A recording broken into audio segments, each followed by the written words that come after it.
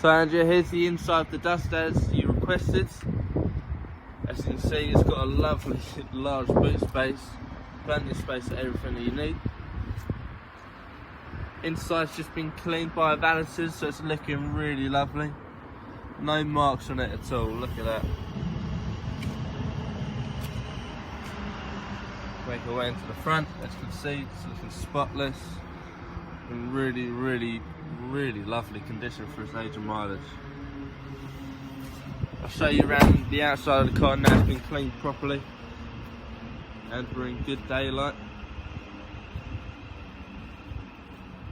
Really lovely car.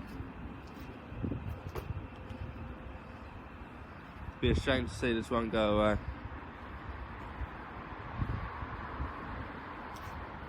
Okay, if you have any other questions to Andrea, please don't hesitate to email me or give me a call. Thank you very much.